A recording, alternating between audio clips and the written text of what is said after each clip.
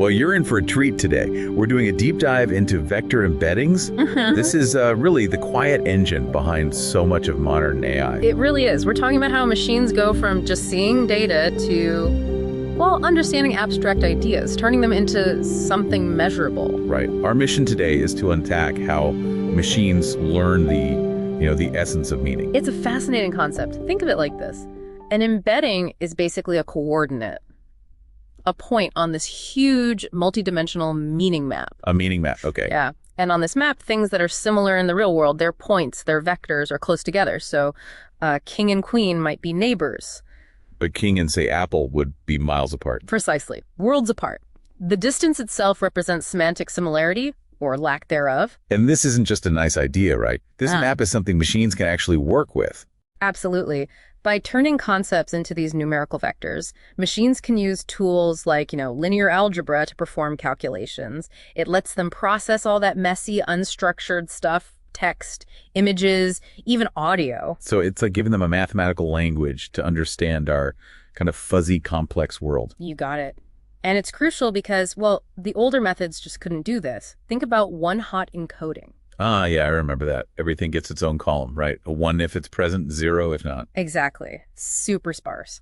And it meant every single word or category was treated as completely independent. Cat was just as unrelated to dog as it was to car. Which is obviously not how language or the world works at all. It's like these isolated islands of meaning. Totally, no bridges. Then you had things like TF-IDF, bag of words. They tried to focus on word frequency. Okay, so slightly better, maybe, counting words. A bit, but still fundamentally flawed. They were stuck on keywords. So if you searched for feline companions, it wouldn't necessarily find stuff just talking about cats because the exact words didn't match. Right.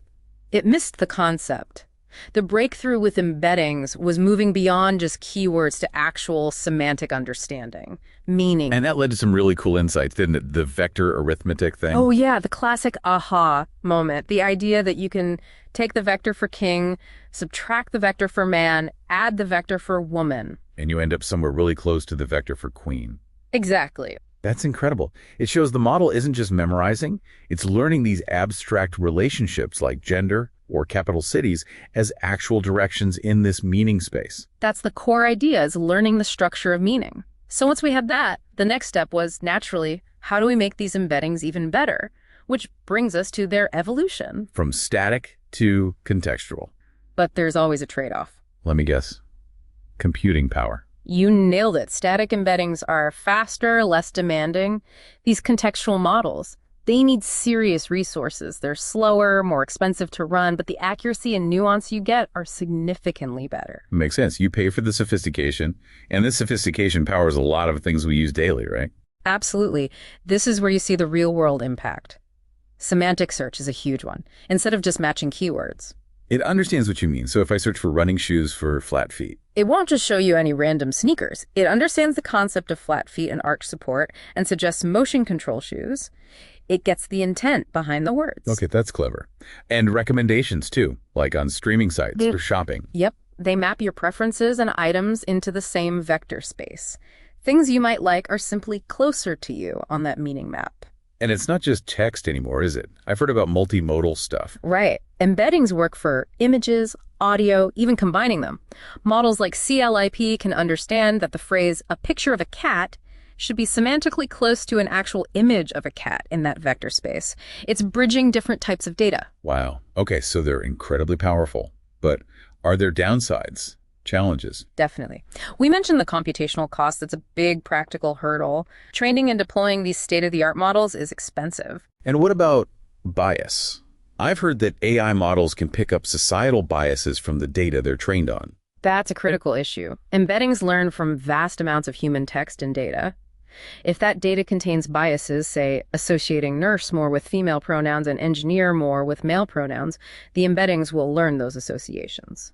So the model isn't being malicious, it's just accurately reflecting the biased patterns in the data it learned from. Precisely. It's learning undesirable human patterns, and that's a huge ethical consideration. There are efforts to mitigate this, like adjusting how the models learn or trying to debias the vectors afterwards, but it's an ongoing challenge. A really important one. So, wrapping this up a bit, We've seen how this quite elegant idea, turning complex stuff into numbers on a map, has become fundamental to AI. Yeah, from search to recommendations, they're everywhere, powering so much. This conversion to a universal numerical language is key. But looking ahead, and this is maybe something for you, our listener, to think about, is this enough? Is a single fixed-length vector, however sophisticated, ultimately going to be limited? Can it really capture everything needed for truly deep reasoning or, say, complex instruction following in AI? That's the million-dollar question, isn't it? When we hit the limits of what a single vector can represent, what comes next? What new ways of encoding meaning might we need? Something to definitely mull over. Vector embeddings are powerful now, but the quest for true understanding continues.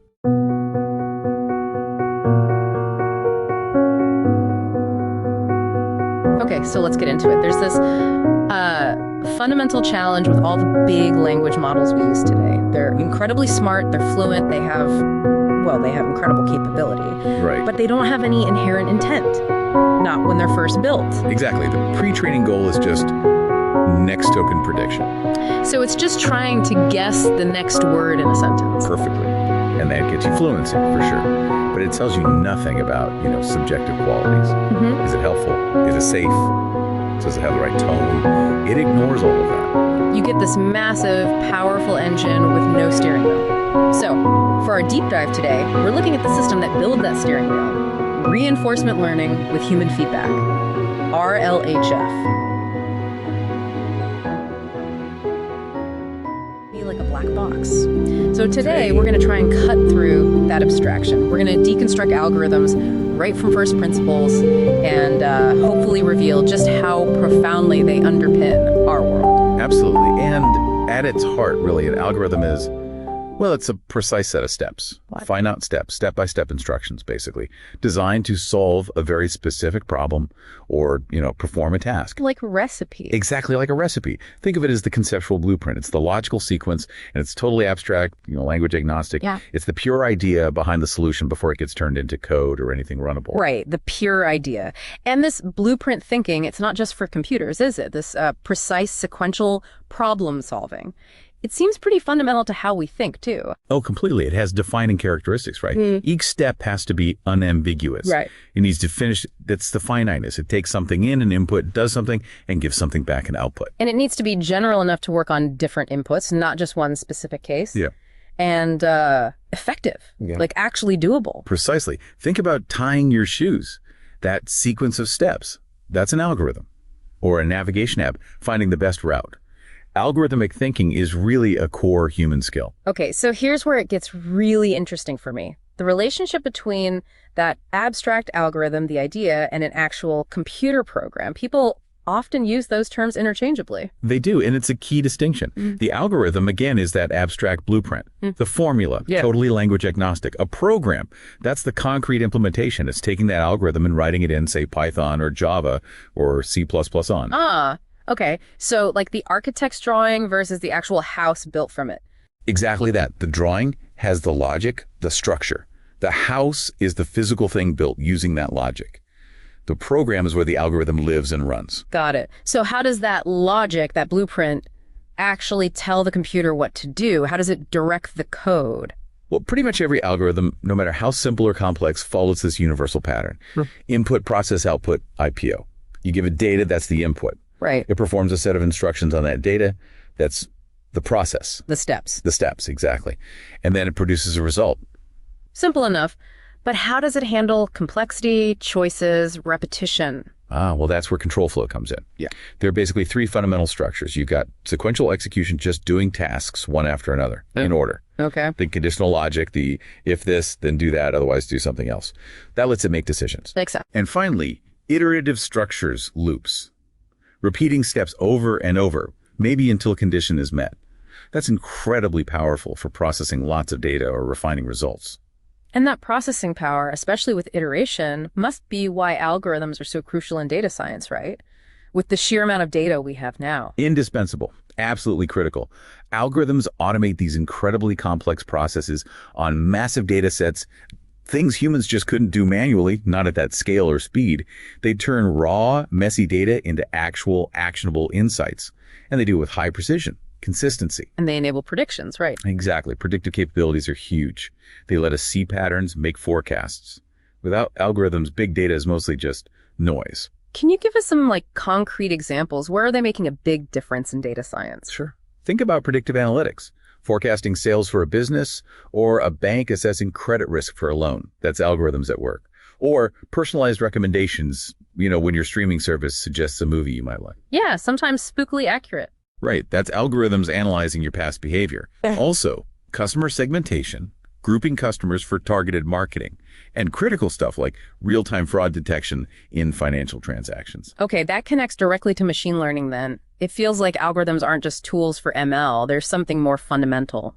They are absolutely the bedrock of machine learning, no question.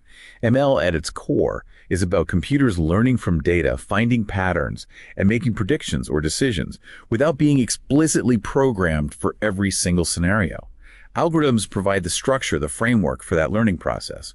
They enable the pattern recognition, the optimization like getting better over time, and the ability to generalize to new data. So machines learn in different ways using different algorithmic structures. What does that landscape look like? Broadly, there are three main types, three paradigms. First is supervised learning.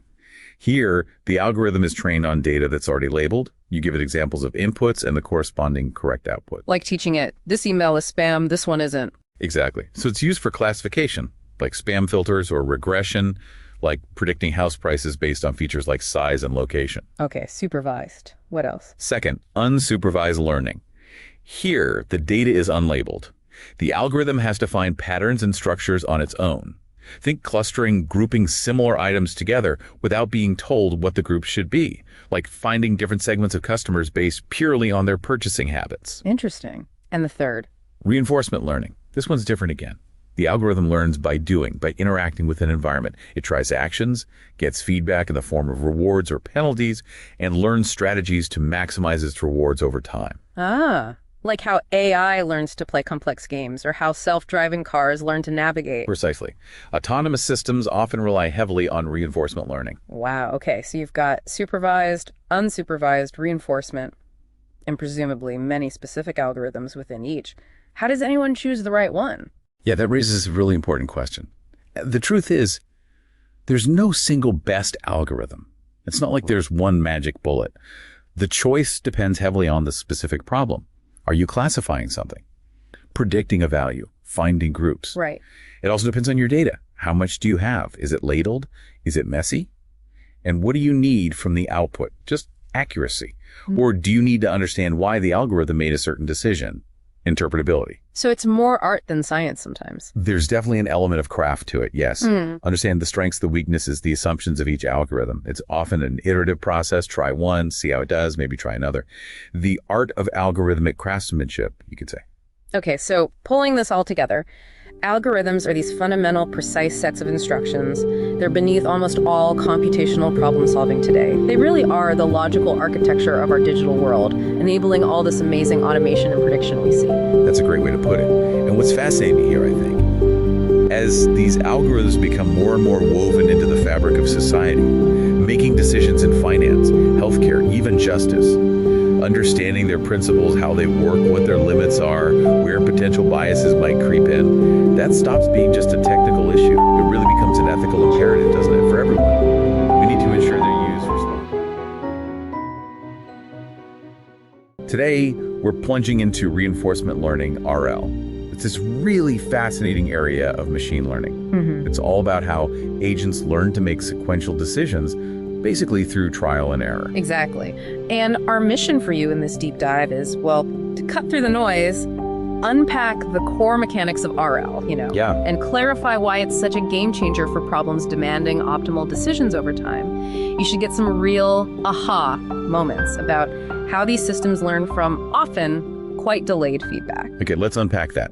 Our sources really stress that reinforcement learning is, at its heart, concerned with an agent making a sequence of decisions. Yeah, in an environment that's dynamic, maybe uncertain. Right, and the goal is always maximizing some kind of cumulative reward signal. And what makes RL so potent, I think, is that unlike systems you train on static pre-labeled data sets. Like in supervised learning. Precisely. RL actively discovers the best behavior through continuous interaction, trial and error. It's really uniquely suited for that sequential decision making where the impact of an action isn't always immediately obvious. Let's try and ground this. The classic analogy is training a dog, right? Dog's the agent, the living room is the environment.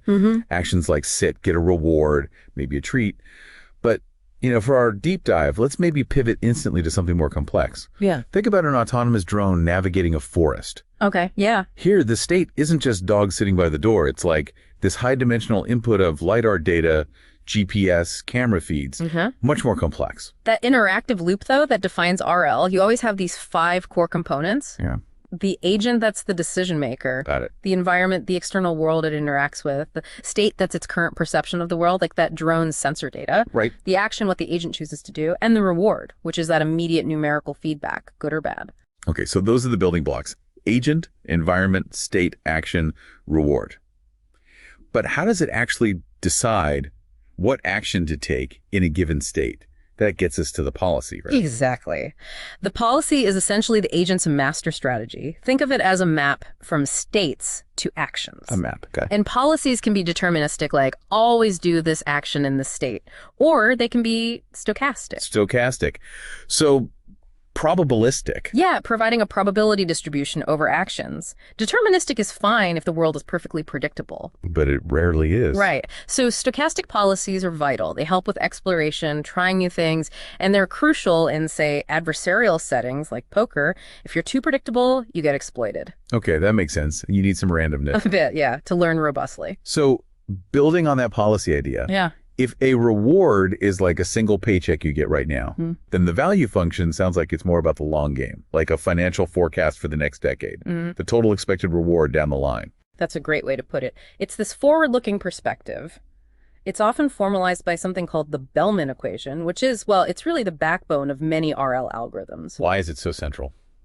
Because it lets us break down this huge, complex, long-term optimization problem into smaller, recursive steps. It essentially says the best value of being in a state now is the immediate reward you get, plus the discounted best value of whatever state you end up in next. Discounted, meaning future rewards are worth a bit less than immediate ones. Exactly. It encourages prioritizing achieving goals sooner rather than later, and it also keeps the math as manageable. It helps the agent weigh long-term gains against short-term ones.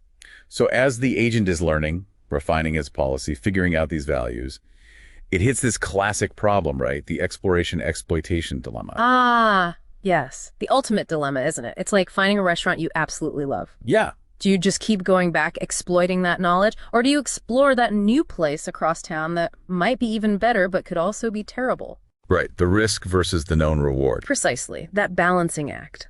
Exploiting what you know works versus exploring new possibilities for potentially much bigger payoffs. Getting that balance right is absolutely core to learning optimally in RL. Too much of either isn't good. Okay, that provides a really good picture of the mechanics inside RL. But, stepping back, we already have supervised learning, unsupervised learning. What is it fundamentally that makes RL stand out? What problems can it solve that the others can't really touch? The key differentiator, I'd say, is the credit assignment problem. Credit assignment. Explain that. Okay. In supervised learning, the feedback is instant. You show it a cat picture, it says dog, you immediately say, no, that's a cat. The feedback is right there, tied to that specific input. Got it. Direct link. But in RL, imagine playing chess. You make a brilliant move on turn 10, but you might not actually win the game until turn 50. The profound challenge is figuring out which of the many actions you took before that win were actually responsible for it. Was it that move on turn 10, or something on turn 35, or a combination? Assigning credit back in time to the right actions. That's tough. Because the reward is so delayed. Exactly. And this is precisely why techniques like Q-learning and temporal difference learning, or TD learning, are so fundamental in RL. They give us elegant ways to propagate that delayed reward signal back through the sequence of states and actions, even if we don't have a perfect model of how the environment works. Oh, it's like learning a really complex skill. Sequential delayed feedback and the algorithms designed to handle it, that's what truly makes RL unique. And we see this playing out spectacularly in video games, right? They become this amazing sandbox for RL. Oh, absolutely. I mean, from classic Atari games like Miss Pac-Man's Simple Actions, but millions of possible game states all the way up to DeepMind's AlphaGo Mastering Go. Which has an astronomical number of states. Astronomical. And OpenAI's Dota 2 AI. These RL agents learn strategies that are often at or even beyond human level. They frequently use deep neural networks now to handle the sheer complexity, approximating those policy and value functions by basically playing millions and millions of simulated games. You mentioned something earlier about intentional imperfection in commercial games. That sounds counterintuitive. Isn't RL all about finding the optimal strategy? Does needing imperfection mean RL has limits, or is it something else? That's a really sharp question. It's less about a limitation in RL's ability to find the mathematically optimal path, and more a challenge in defining what optimal means when humans are involved. An AI that finds some obscure loophole to win every single time might be optimal according to its reward function, but it would be incredibly boring or frustrating for a human player. Right, ruins the fun. Exactly. So it's more an adaptation. Game designers carefully shape the reward signals, or sometimes they combine the learned RL behaviors with more predictable scripted actions. The goal shifts from pure mathematical optimality to creating an opponent that's engaging, challenging, maybe even feels fair, even if it's not technically playing perfectly. It reflects that the goal is often more nuanced than just winning. That makes a lot of sense. So wrapping up then, reinforcement learning gives us this distinct, really powerful way for agents to learn the best policies just through interacting with their world. And brilliantly balancing that need to explore new things with exploiting what already works, all to maximize that cumulative reward over the long haul. And it's clever ways of tackling that credit assignment problem, handling delayed rewards, and adapting on the fly. Yeah, it means the applications are just exploding well beyond games. We're seeing it increasingly in robotics, personalized medicine, complex financial modeling, sophisticated recommendation systems. It's really versatile. We have covered a lot today. So next time you see an AI making what looks like smart sequential decisions, maybe pause and consider that intricate dance. It's doing actions, states, rewards, exploration, exploitation, constantly learning. It really is a fascinating process. Reinforcement learning with human feedback. RLHF. Right, RLHF is the bridge. It's how you take raw capability and align it with human preference. How does that actually work? I imagine it's not a single step. No, it's a pipeline. You can think of it in about 3 stages. The first one is basically just teaching the model how to speak properly in context. It's called supervised fine-tuning, or SFT. SFT. You take that huge pre-trained model and you show it a much smaller, really high-quality data set of like ideal conversations. Here's a prompt. Here's the perfect response. So you're giving it a good example to follow. You're giving it baseline, a starting point. We call it the SFT policy, and it becomes the anchor for everything that comes next. That gets you a model that can follow instructions. But what about that gray area, that, subjective goodness? Yeah. How do you even assign a number to taste? Yeah, and that's why standard reinforcement learning just fails here. The reward signal is way too complex. So RLHF's really clever solution is stage 2, teaching it taste. And how do you do that? With a completely separate model, a reward model. We don't try to define the perfect answer ourselves. We just have human labelers look at 2 different answers, A and B, and say, I prefer A. So it's just a simple comparison. A simple comparison. That ranking data is then used to train the reward model. And its only job is to learn what humans prefer.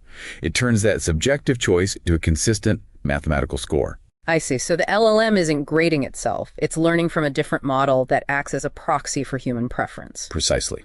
And that score becomes the reward signal. Which brings us to stage 3. This is where you actually use that reward to steer the model. Right. This is where we bring in the RL part of RLHF. We use an algorithm called proximal policy optimization, PPO, to fine-tune the LLM, trying to get it to maximize that score from the reward model. Okay, so it's just chasing a high score. But here's the catch. If you let it just chase the reward, it starts producing gibberish. It forgets all its language skills because it's so focused on pleasing the reward model.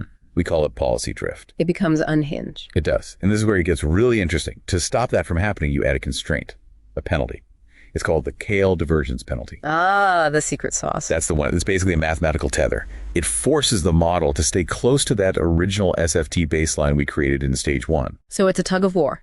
The reward model is yelling, get a higher score.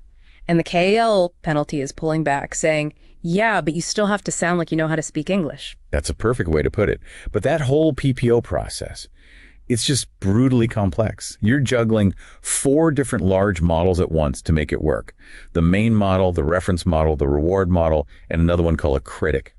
Wow, that sounds inefficient, like a massive computational headache. It is, which led researchers to look for a shortcut. And they found one, which is now incredibly popular. Direct preference optimization, or DPO. DPO, so it's a simpler path to the same goal. Much simpler.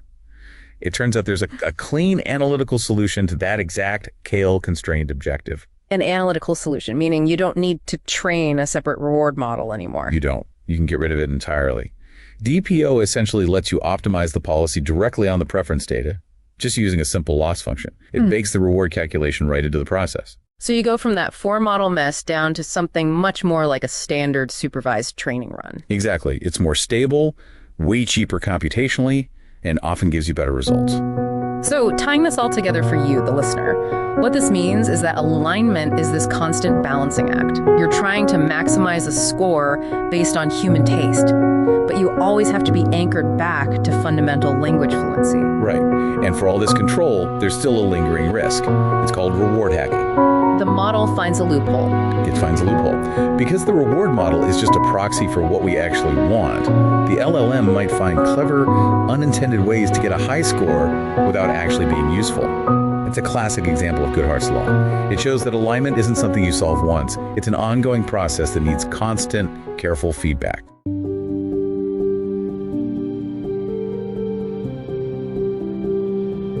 Welcome back. Today, we're doing a deep dive, really getting into the mathematical core of modern AI. We want to trace things back, from huge models like the transformer, right back to basic stats. Yeah, the linear algebra foundations. It's surprising how much builds on that. Absolutely. So, our mission today, let's unpack L1 and L2 regularization. Why are these, 100-year-old ideas so critical now for these massive models? Yeah, supervised learning, it's a huge part of machine learning. It's all about using labeled data where we already know the right answer to train a model. The model learns to map inputs to outputs. But, and this is crucial, it all hinges on the data. Garbage in, garbage out, as they say. Data quality is absolutely paramount. Okay, right. So garbage in, garbage out. Let's unpack these models. If we're starting simple, where do we begin? Linear regression, maybe? That's the one where you're basically trying to draw the best fitting straight line through your data points on a graph, like pulling a string taut across them, minimizing those distances. Exactly, yeah. The least squares method, technically. Yeah. Linear regression is, well, it's beautifully simple, very interpretable.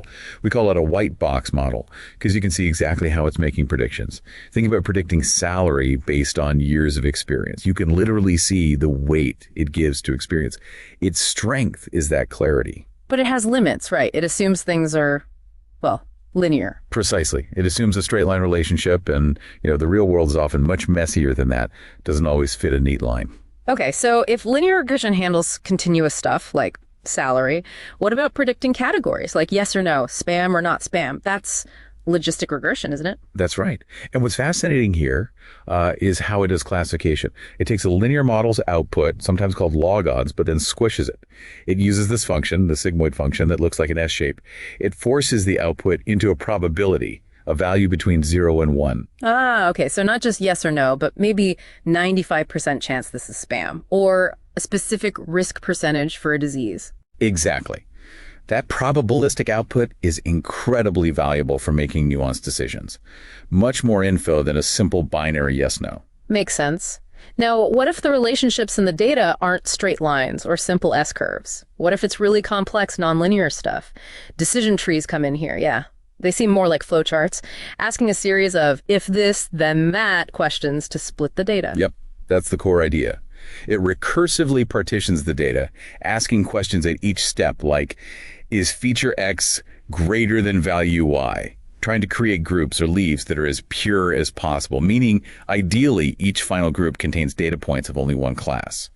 We measure that purity or lack thereof using things like Janey impurity, trying to minimize the mix-up. And the big plus is you can follow the path, right? See the logic. Totally. Very interpretable. But, oh, here comes the downside. They were notoriously prone to overfitting. Overfitting, that's like memorizing the training examples, including all the random noise, instead of learning the actual underlying pattern. You got it. Like a student who memorizes answers but doesn't understand the concepts. It performs great on data it's seen, but falls apart on new, unseen data. Doesn't generalize well. That sounds like a big problem. So how do we stop these models from just memorizing everything? How do we, discipline them? That's where regularization comes into play. This is really interesting stuff. Regularization basically adds a penalty to the model based on its complexity, usually related to the size of its coefficients or weights. A penalty for being too complex. Sort of, yeah. Two common types are Lasso, or L1, and Ridge, or L2. Think of it geometrically.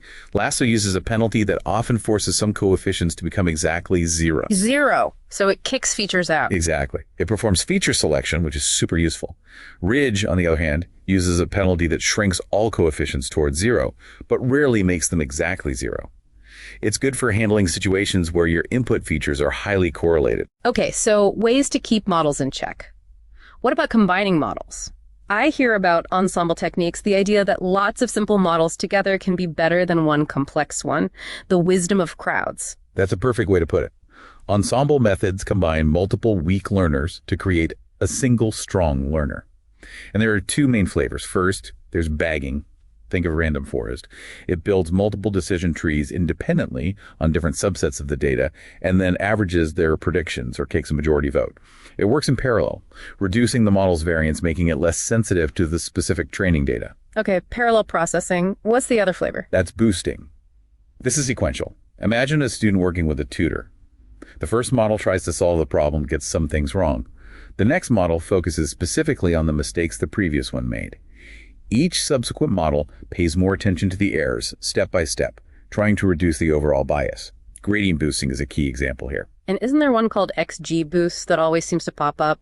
Yes. XGBoost is essentially a supercharged, highly optimized version of gradient boosting. It's got built-in regularization, handles missing data well, and is computationally very efficient. That's why it often dominates data science competitions. It's very powerful. Got it. Okay, one more I wanted to ask about. Naive Bayes. The name naive sounds not great. Why naive? Yeah, it does sound a bit suspect. It's based on Bayes' theorem, which is solid probability theory, but it makes a very strong naive assumption that all the input features are independent of each other given the class. Independent. But features in the real world are often related, aren't they? How can it work if it assumes something that's usually wrong? That's the counterintuitive part. It turns out that even though that independence assumption is almost always technically false, the algorithm often works surprisingly well in practice.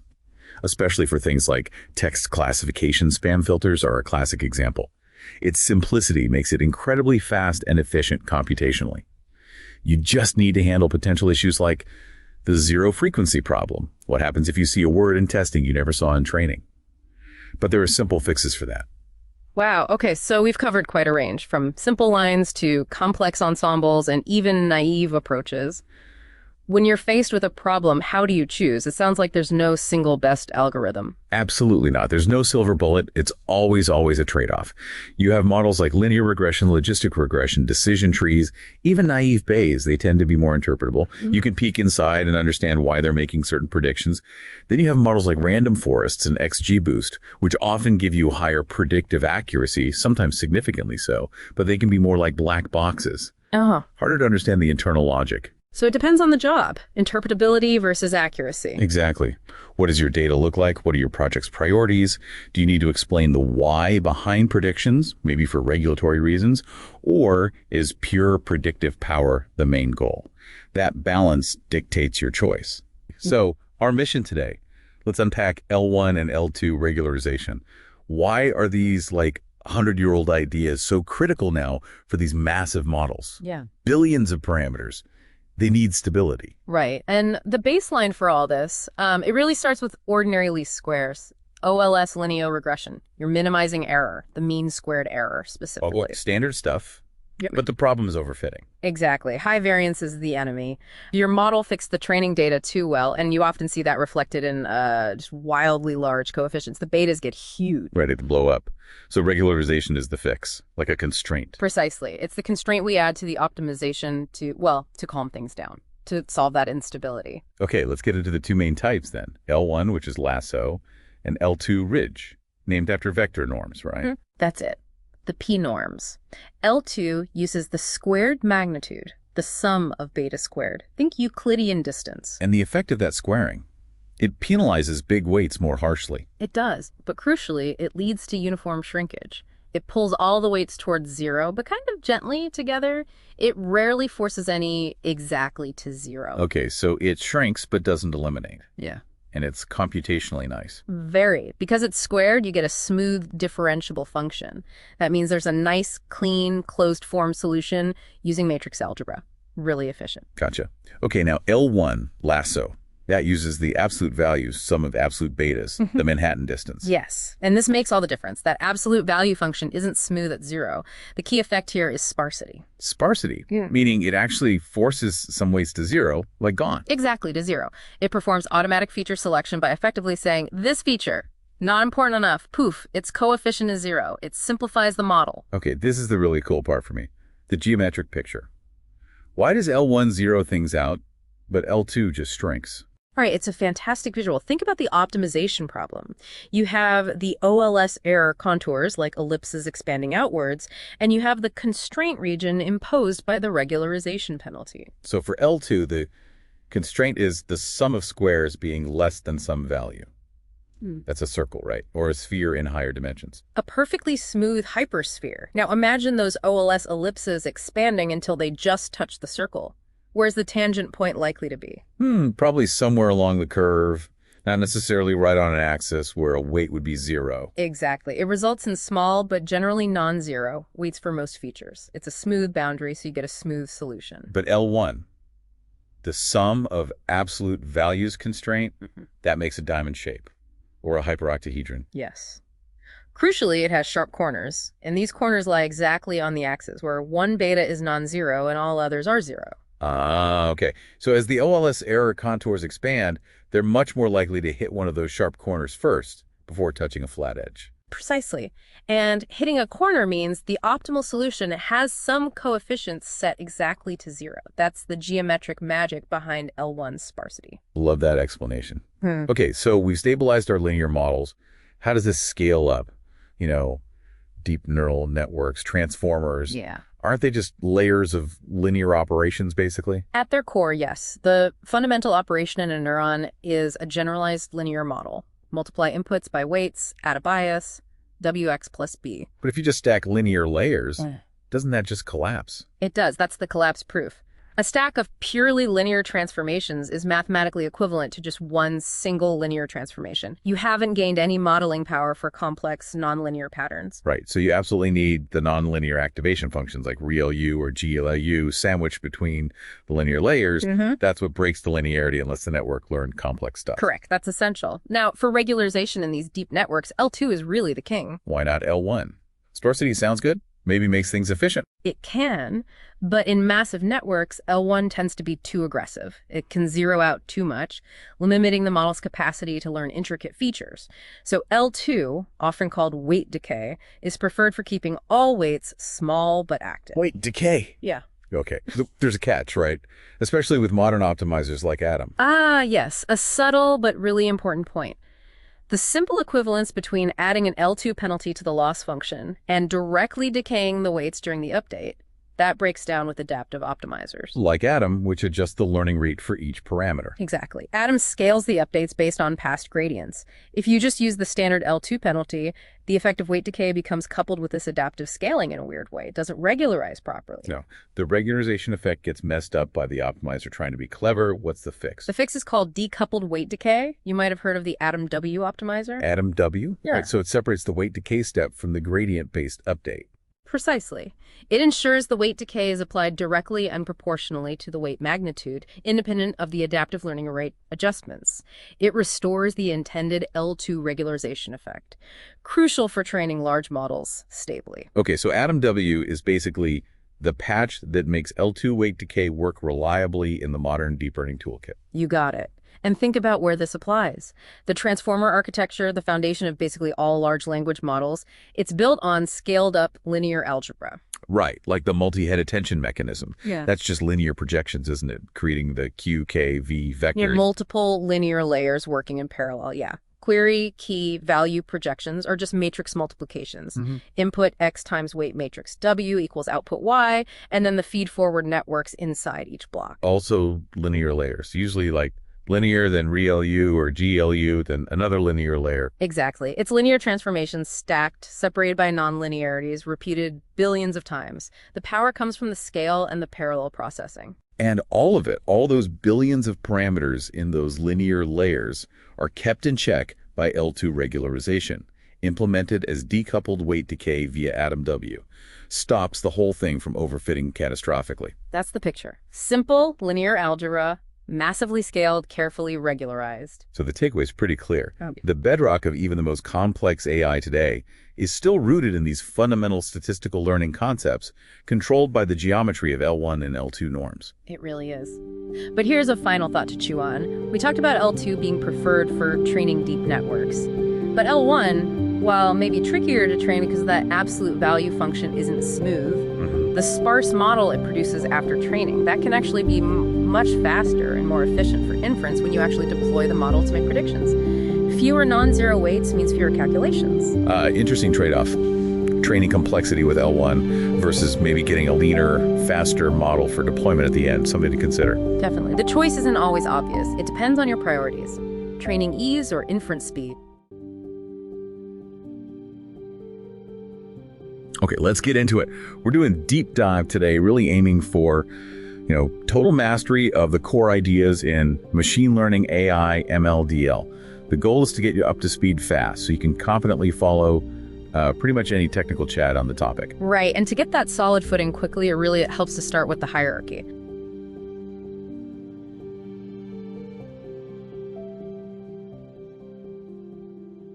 I like the Russian dolls analogy. Think of AI as the biggest doll. It's the grand goal, right? Creating intelligent systems. Okay. Then nested inside, you've got ML, machine learning. That's the main way we're actually doing AI nowadays.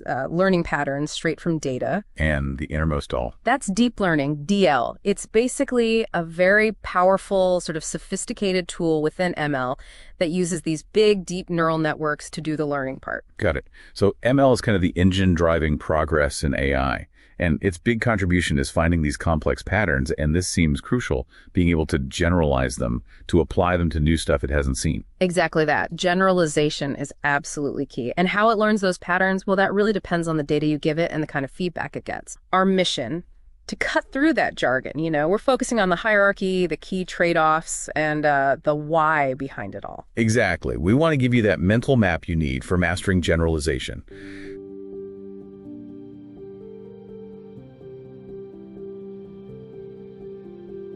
Okay, quick rundown on learning paradigms. Supervised and unsupervised seems straightforward data-driven. Labels or no labels. Right. Classification, regression with labels, clustering without, data set focused. But reinforcement learning, that's the odd one out. Totally different beast. It's not about a fixed data set. The agent learns by doing, interacting with an environment, getting rewards, getting punished, basically. Yeah. Robotics, game AI. So the interaction part. Is that why it's maybe trickier to get working reliably compared to supervised? Oh, definitely. Much less stable sometimes because the target isn't fixed. But okay, let's stick with supervised models for now and hit the absolute core issue, generalization. Right, making sure the model works on new data. And this is where the bias variance trade-off comes in. You said this is critical. The most critical concept for generalization, I'd argue. It governs performance on unseen data.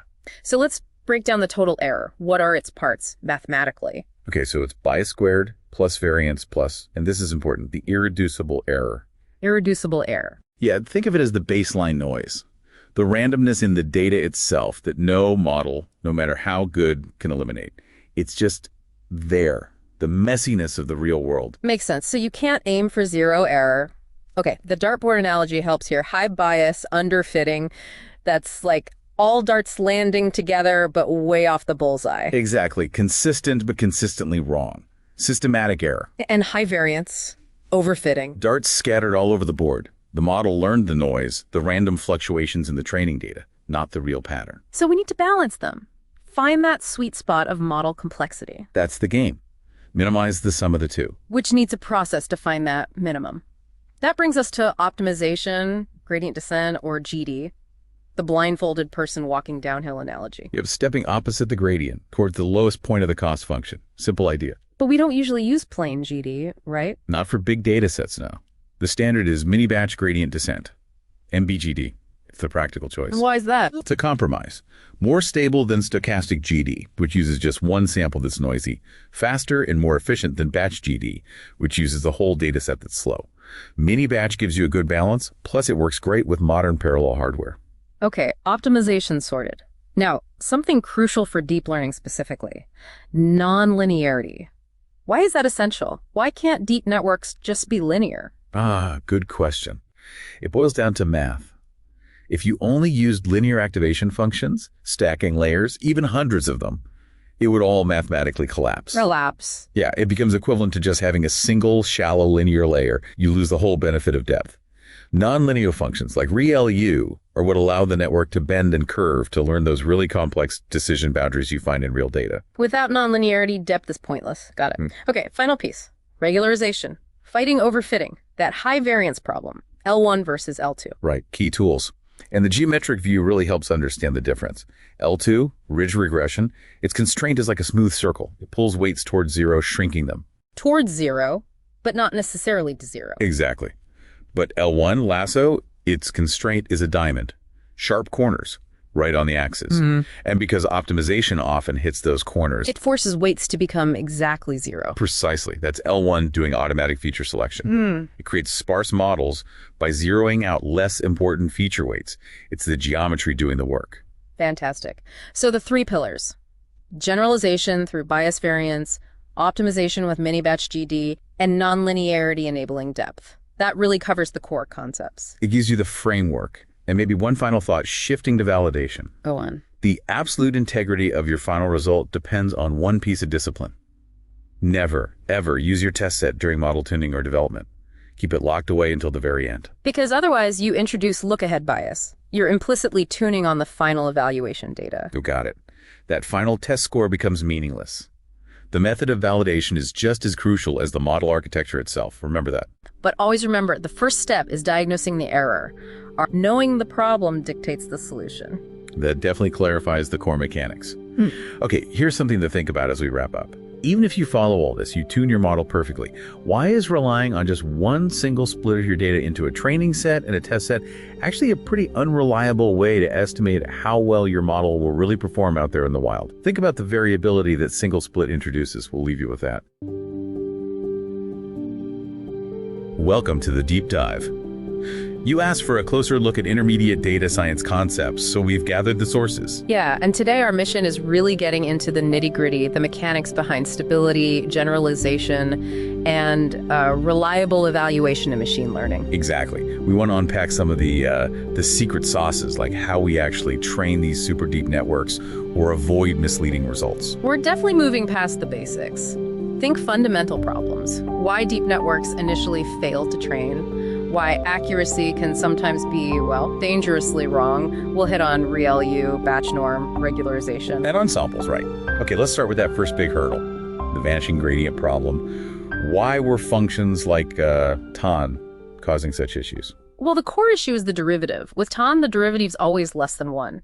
So during backpropagation, you're multiplying these small numbers over and over again across many layers. And that signal just fades out. It shrinks exponentially. So the layers near the input, they basically stop learning anything useful. The gradient vanishes before it gets there. Right. And then came ReLU, the rectified linear unit.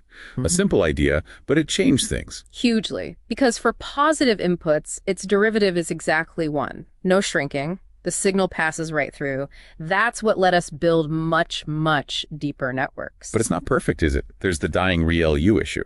True. If a neuron's input consistently goes negative, it can get stuck outputting 0 and never recover. It's a trade-off. So how do we manage that? Well, the benefit of stopping the vanishing gradient usually outweighs the risk. Plus, there are techniques like careful initialization or using variants like leaky ReLU to mitigate it, but the main win is that non-saturating gradient. Okay.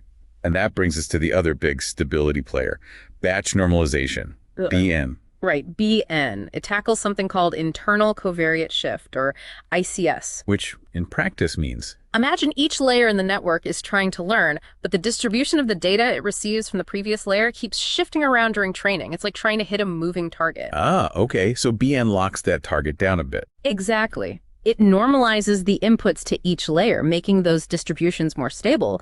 And a really key side effect is that it lets you use much higher learning rates. Oh, interesting. So faster training, too. Significantly faster. That stability is crucial. Okay, so stability helps.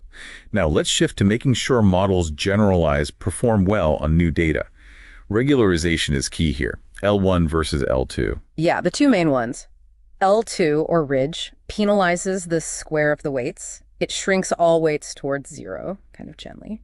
And L1, Lasso. L1 penalizes the absolute value of the weights. The math works out so it can force weights of less important features exactly to zero. So it does feature selection automatically. Precisely. You'd use L1 if you suspect many features are irrelevant and you want a sparser model, high-dimensional data, for instance. Got it. And in neural networks, there's also dropout. How does that work? Dropout is clever. During training, you randomly switch off or drop a fraction of the neurons in a layer. Why would you do that? It prevents neurons from becoming too dependent on each other, what the sources call co-adaptation. It forces the network to learn redundant representations, making it more robust. So it's like training many smaller networks at once. Kind of. It's like training a huge ensemble of two-nuller subnetworks that share weights. It really boosts generalization. Now, the crucial bit, trusting the results. K-fold cross-validation instead of just a single train test split. Why is that better? A single split can just be lucky or unlucky, you know? With K-fold CV, you split the data into K parts, or folds. You train on K1 folds and test on the remaining one, rotating through until every fold has been the test set once. So every data point gets used for testing. Exactly. It gives you a much more stable, reliable estimate of how your model will likely perform on unseen data.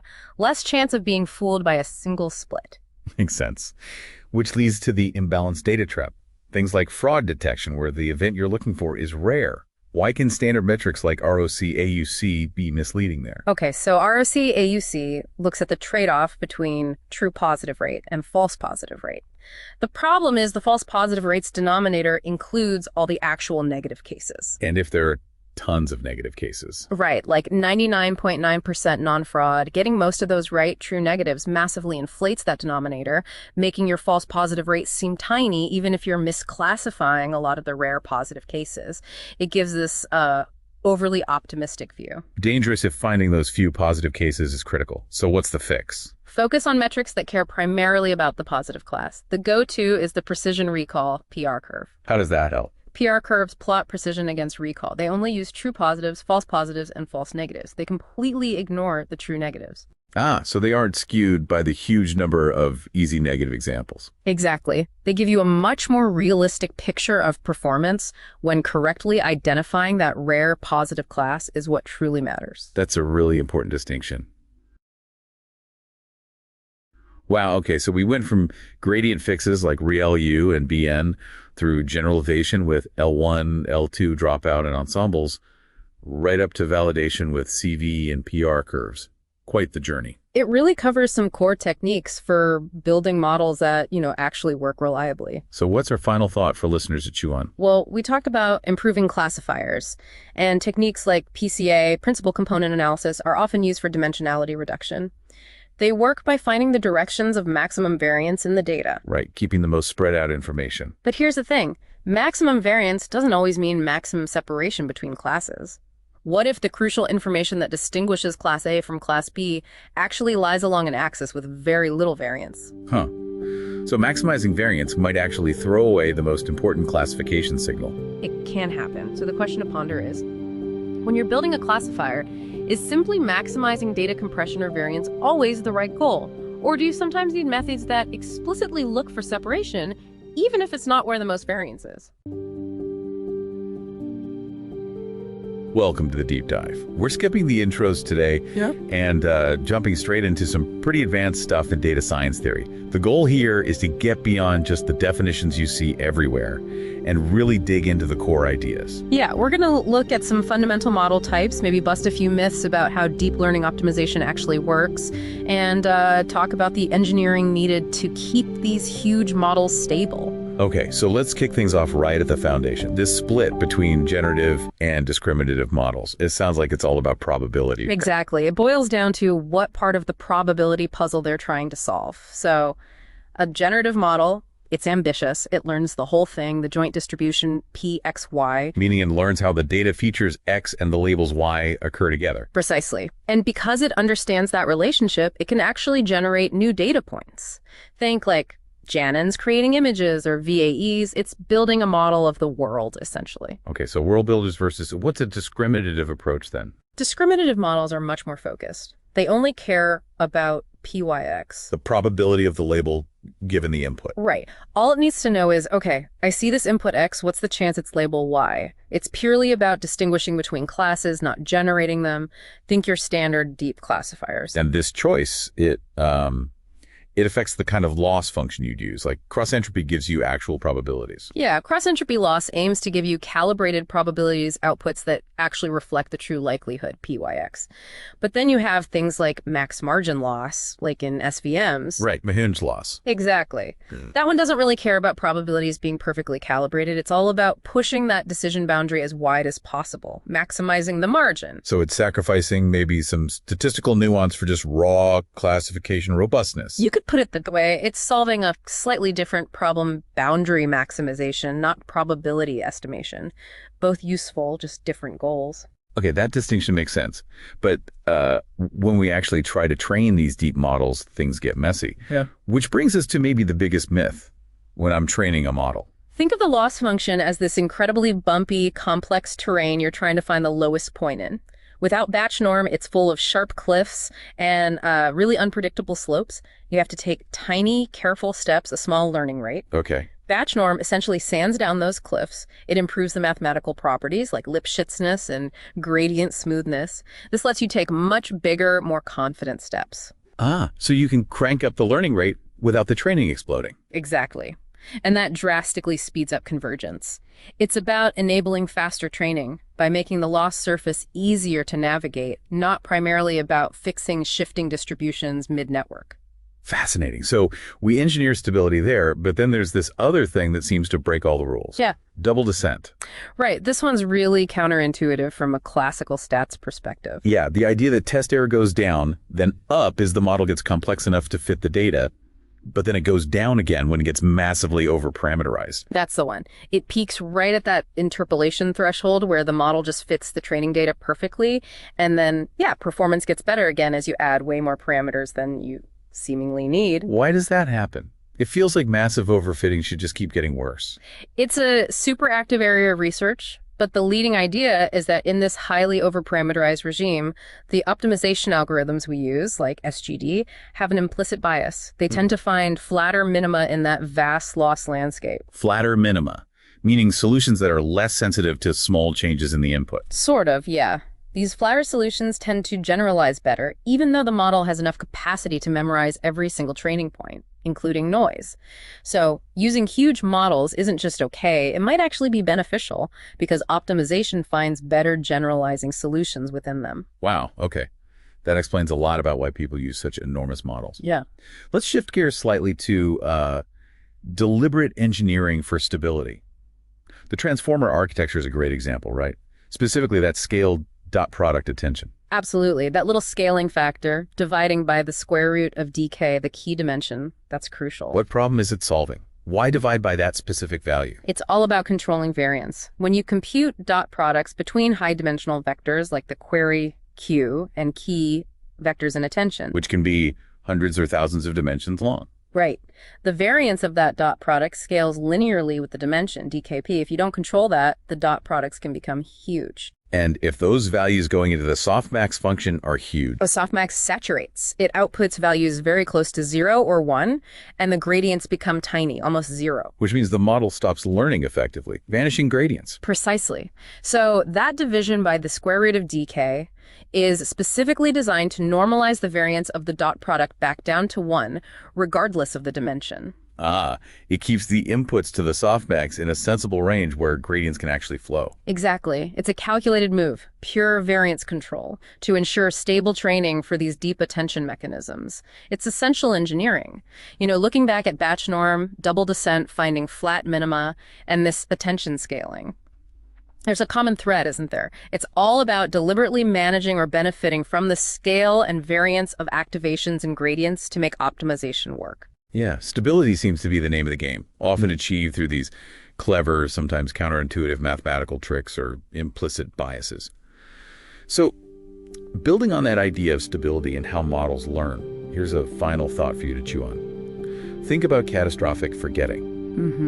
That's when a model trained on one task completely forgets how to do it after you train it sequentially on a second task. It highlights how fragile that learned knowledge can be. Maybe look into some of the ways people try to fight this, things like elastic weight consolidation, progressive neural networks, or even replay techniques. How do we build models that learn and retain? That's a huge ongoing challenge.